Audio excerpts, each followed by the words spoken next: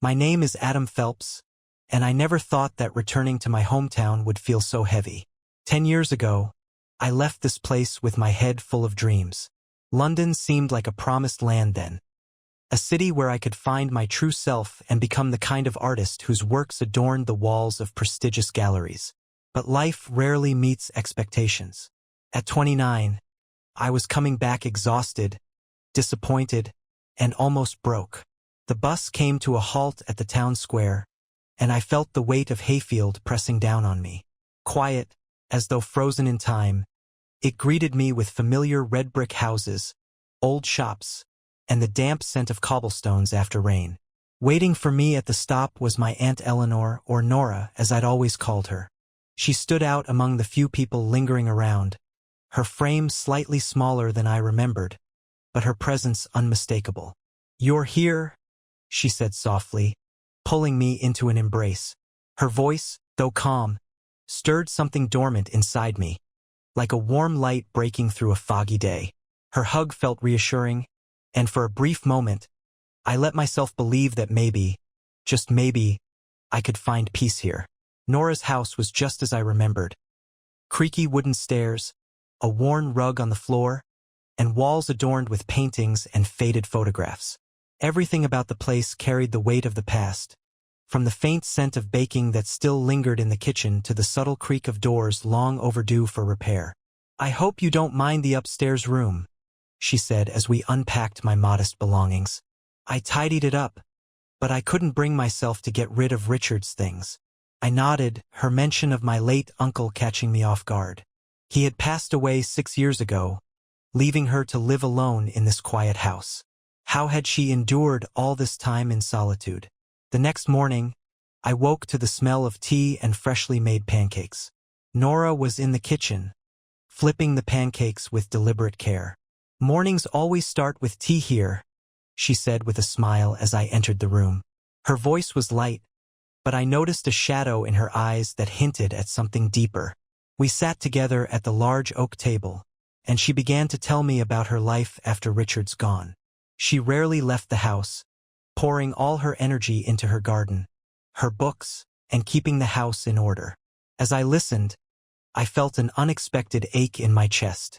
This woman, who had once seemed so distant, now felt closer to me than I could have imagined. After breakfast, I offered to help in the garden. She looked surprised but didn't object. We spent the morning turning soil, gathering fallen leaves, and trimming overgrown bushes. Her movements were precise, but I could tell they carried the strain of age and years spent alone.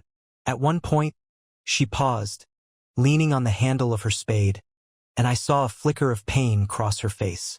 "Do you still miss him, Nora?" The question slipped out before I could stop it. She turned her gaze to a withered rose bush and said softly, "Every day. But it's not the kind of pain that wounds anymore. It's more like a shadow, always there, but not frightening." Her words stayed with me. I began to notice the little things. The way her hand lingered on an old candelabra in the kitchen, or how she often stopped to stare at the wardrobe where his clothes were still neatly hung. The house didn't just belong to her, it belonged to her memories. One evening, I suggested a walk. Autumn in Hayfield was unlike anywhere else. Crisp air filled with the scent of damp leaves, and old street lamps casting faint golden halos over the cobbled roads. We stopped at the bridge that spanned the slow-moving river, its gentle current mirroring the rhythm of the town. "Richard and I spent many evenings here," she said, her voice almost a whisper. "This bridge always felt like a symbol to me, a place where the old ends and the new begins." I didn't know how to respond, so I simply stood beside her, letting the quiet settle around us. Her words resonated with me. Perhaps my return was my own kind of bridge, though I wasn't sure yet what lay on the other side. That night, I picked up my paints for the first time in months. I unpacked my old canvases and brushes, setting them up in the corner of my room. The town inspired me in ways London never had. I painted everything: the winding streets, Nora's garden, even Nora herself. "What are you working on?" she asked one afternoon, stepping into my room as I added the final touches to a portrait. "Painting you," I replied, barely looking up from the canvas. "Why?" Her tone was skeptical, but her smile was warm. "Because you're part of this story," I said simply. She laughed but stayed, sitting quietly by the window as I worked. Capturing her essence wasn't easy. Her face carried both strength and fragility, an unusual combination that I struggled to translate onto the canvas. When I finally finished, she came closer and studied the portrait for a long time. "Is that me?" she asked, her voice barely audible. "It's how I see you," I said. Her eyes glistened, and I couldn't tell if it was the light or unshed tears. In that moment, I felt a shift between us, something intangible but undeniably real. We were no longer just relatives. We were two people tethered by shared silence, pain, and something deeper than words could capture. I didn't know it then, but this was only the beginning. The first step onto a bridge that neither of us could yet see the other side of. The days in Hayfield settled into a gentle rhythm. Mornings were filled with the aroma of tea and Nora's quiet chatter about the garden, while afternoons often found me with a paintbrush in hand. Yet something about this place, about her, made it impossible to remain in that calm. There were layers here, stories yet untold, and I could feel them brushing against me, urging me to look closer. It started with the letters. One crisp October morning, while helping Nora organize the attic, I stumbled upon a small wooden box tucked behind stacks of faded books and yellowed newspapers. The lid creaked as I lifted it, revealing a neat bundle of envelopes tied with a red ribbon. The handwriting on the envelopes was elegant but unfamiliar. "Whose are these?" I asked, holding the box out to her. Nora froze for a moment, her hand hovering over a stack of old photo albums. Her expression softened, and she reached for the box, her fingers brushing mine. "They're Richard's," she said quietly, untying the ribbon. "Letters he wrote to me before we were married. I haven't opened them in years." She sat cross-legged on the attic floor, the sunlight filtering through the dusty window, casting a halo around her. Carefully, she unfolded the first letter, her eyes scanning the words. As she read, a small, wistful smile formed on her lips. "Would you like to hear one?" she asked, her voice soft, almost tentative. I nodded and sat beside her, curious about the man who had left such an indelible mark on her life. She began to read, her voice steady yet tinged with emotion. "My dearest Nora, the days here feel endless without you. The town moves in its usual rhythm, but it feels empty without your laughter echoing in the garden. I long for the day when this house will be ours, filled with the warmth of your presence." Her voice trailed off, and she folded the letter carefully, her eyes misty. "I'd forgotten how much he loved this place," she murmured, her gaze distant. "I stayed here after he passed because I couldn't bear to leave the memories behind. But sometimes, it feels like I've been clinging to ghosts." I didn't know what to say. There was a fragility in her confession that left me aching. I placed a hand on her shoulder, a silent gesture of understanding. That evening, as the sun dipped below the horizon, Nora suggested we work on the garden together. It had become our unspoken ritual, a way to connect without words. We gathered tools and headed outside, the crisp air carrying the faint scent of damp earth and fallen leaves. "I used to dream of this garden," Nora said, pulling on her gloves. "Richard and I planned every inch of it together. He wanted a space that felt alive, vibrant, a place for laughter and love." I glanced at the overgrown hedges and wilted flowers. The garden, like the house, bore the weight of time and loss. "We could bring it back," I said. "Make it vibrant again." She paused, her eyes meeting mine. There was a flicker of something, hope perhaps, that hadn't been there before. "Do you think so?" she asked. "I know so." Over the next few days, we threw ourselves into the work. We trimmed hedges, uprooted weeds, and replanted flowers. As we worked, I began to see glimpses of the woman she once was, vibrant, full of quiet determination. And something about being there, in the dirt and sunlight, brought us closer. One afternoon, while we were digging up an old flower bed, Nora unearthed a small tin box. She brushed the dirt off and opened it, revealing a collection of faded photographs and a small locket. Inside the locket was a tiny portrait of a young couple, her and Richard. "I'd forgotten about this," she said, turning it over in her hands. Her voice was filled with a bittersweet warmth. "He gave it to me on our first anniversary. Said it was a reminder that no matter where we were, we'd always have each other." As she held the locket, her gaze shifted to me.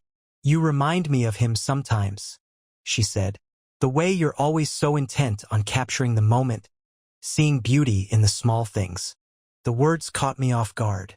I didn't know how to respond, so I nodded, focusing on the soil beneath my hands.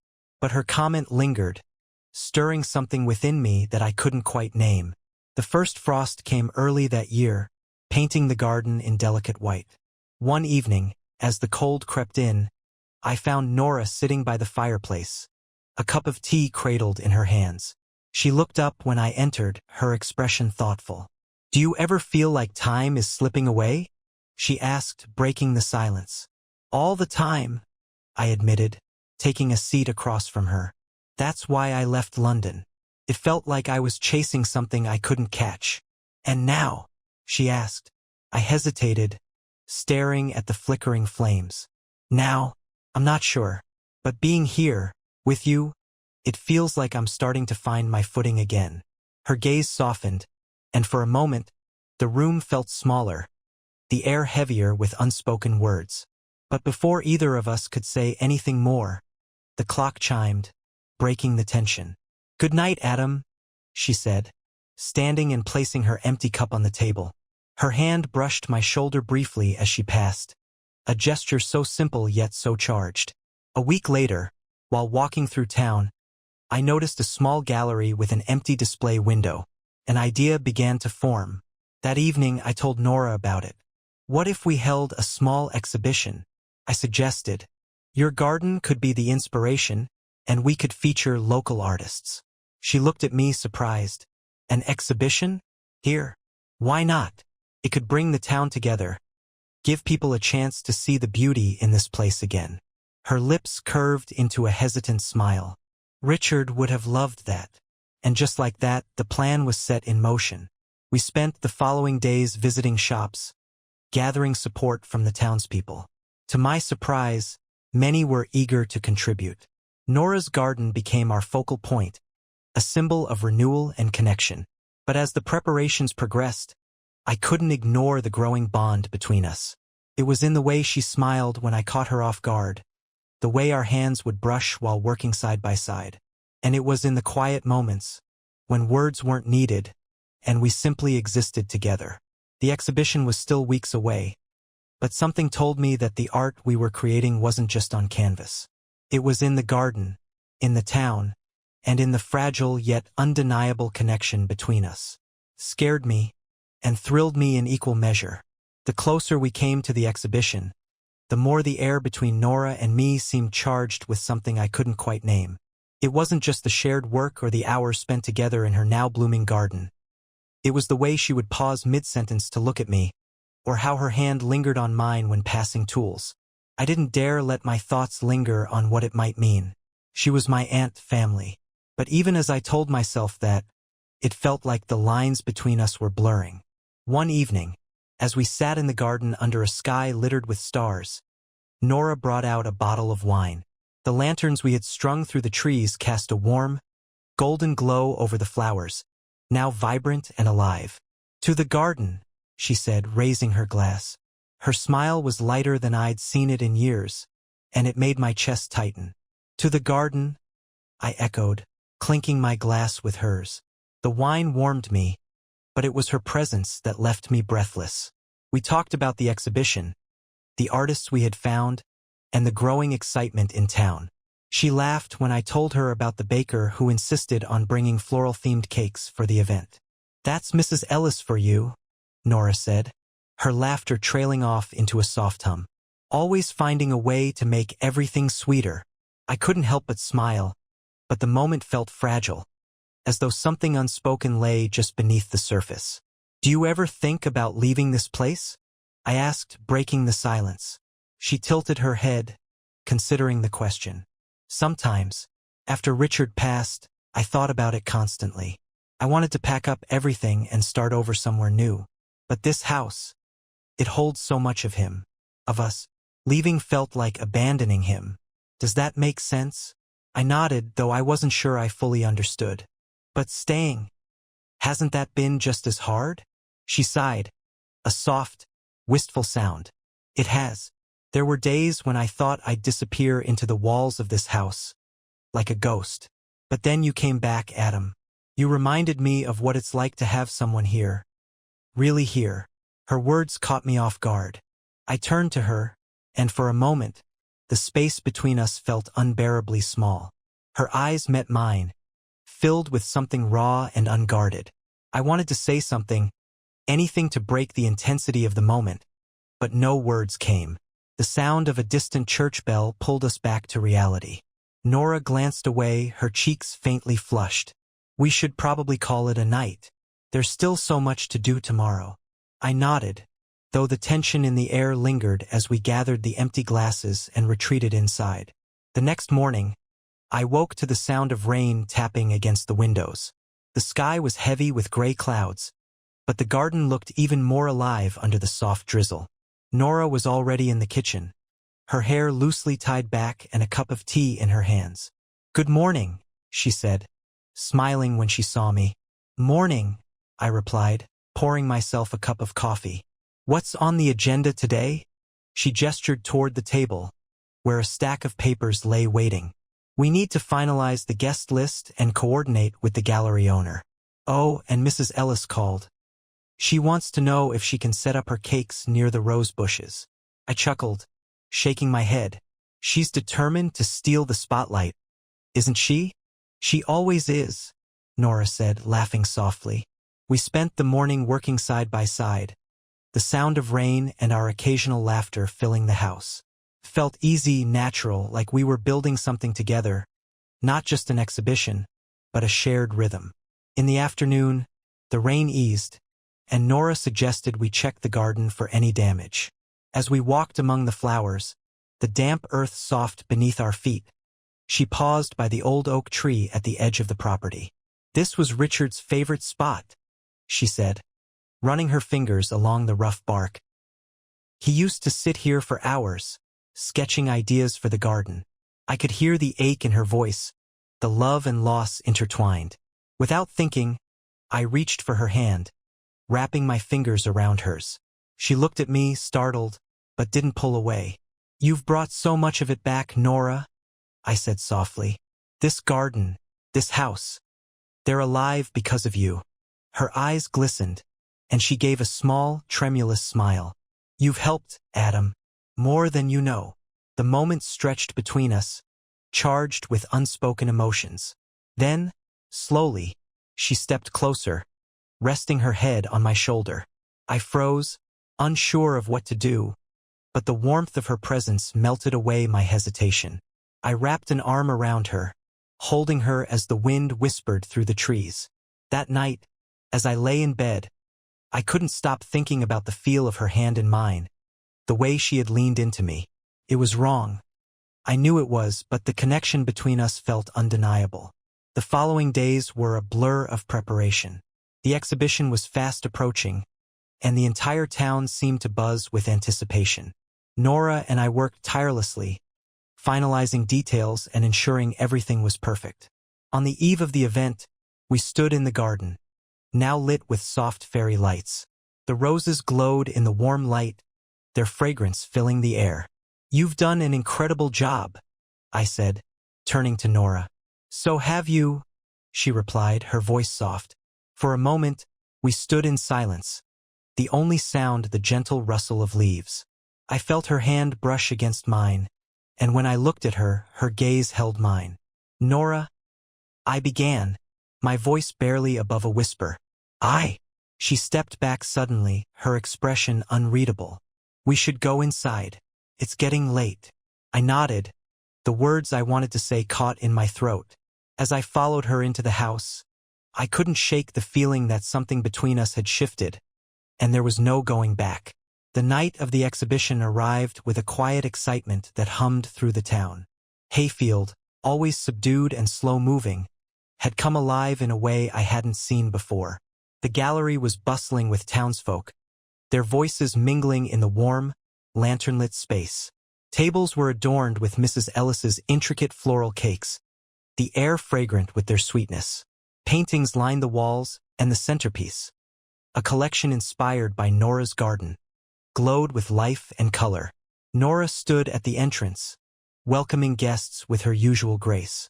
She looked radiant, her dress a soft green that echoed the vibrancy of her flowers. I couldn't take my eyes off her.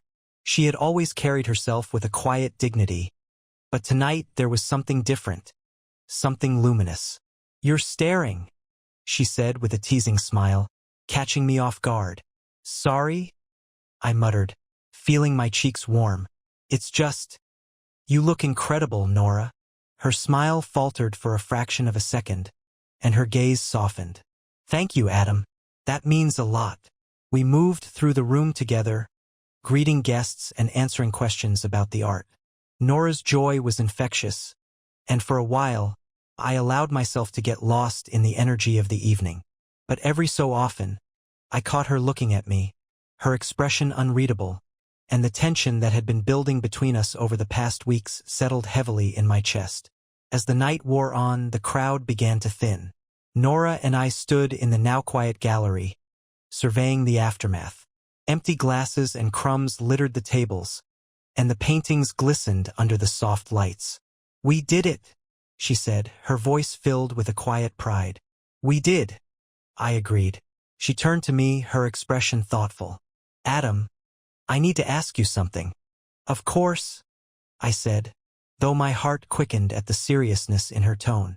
"Why did you come back here?" she asked, her eyes searching mine.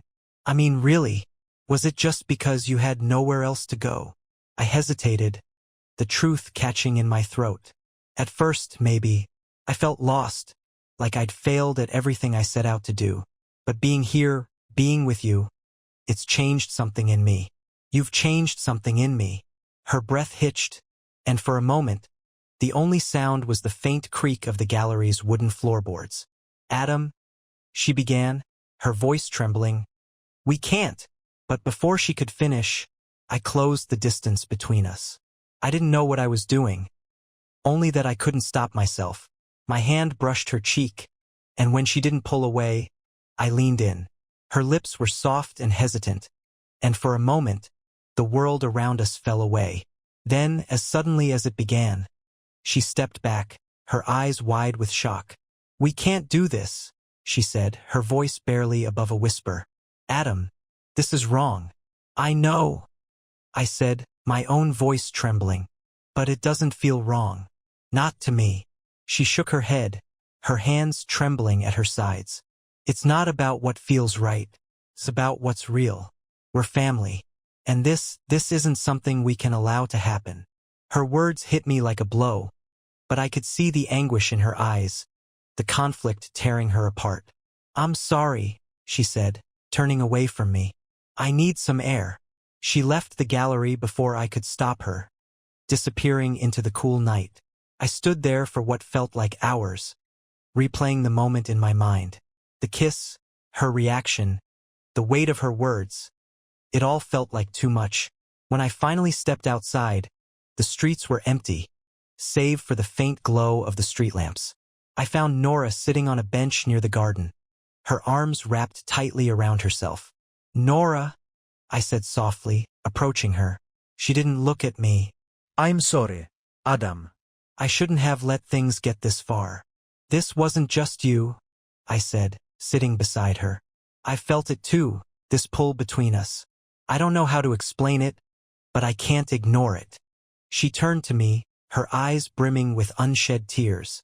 "You think I don't feel it too?" "I do. But it doesn't change the fact that it's impossible." The pain in her voice was unbearable, and for the first time, I realized just how deeply this was affecting her. "I don't want to lose you, Nora," I said, my voice breaking. "You won't," she said, her hand reaching for mine. "But we have to find a way to move past this, to remember who we are and what we mean to each other." The silence that followed was heavy, filled with unspoken emotions. Finally, she stood, her hand slipping from mine. "We should go home," she said, her voice steady now.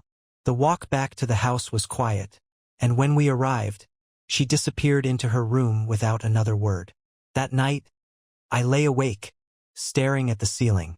I wanted to respect her wishes, to bury my feelings and move on. But I knew, deep down, that things between us could never go back to the way they were. Over the following days, we avoided the subject, falling into a fragile routine. We worked in the garden, made small talk over meals, and pretended that nothing had changed. But the tension lingered, a constant reminder of what had passed between us. On the final evening before I was set to leave for London, a decision we both agreed was best, we sat in the garden one last time. "I'm going to miss this place," I said, breaking the silence. "So will I," she said, her gaze fixed on the roses.